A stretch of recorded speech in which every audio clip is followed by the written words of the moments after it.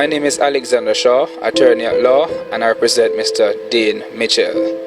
On Wednesday, April 1st, Mr. Mitchell made a video, and that video went viral.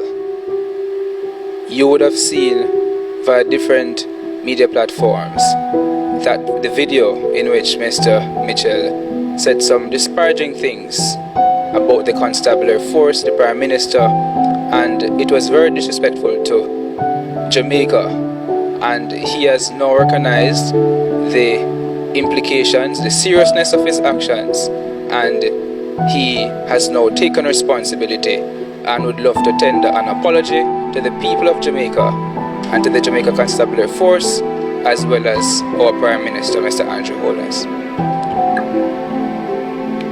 Yes, good evening, Jamaica. My name is Dean Mitchell.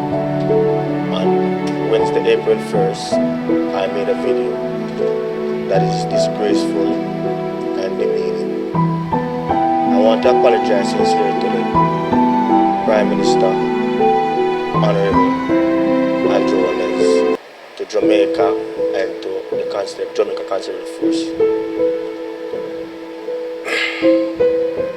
My behaviour was outright and disrespectful. The things I said is not worthy to repeat, but I want to say I'm very sorry for saying all those things. As a result, I want to sincerely apologize to the Jamaica Constabulary Force, the Prime Minister, the hard-working men and women of the Jamaica Constabulary Force.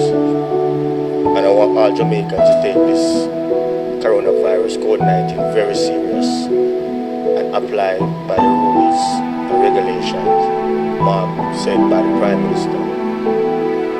Alright, to all my friends, them family, loved ones, all over Jamaica, I want to know the truth. This thing is not a joke thing. It's very serious. The coronavirus, COVID-19 is very serious. When I made the video, I was just a joke.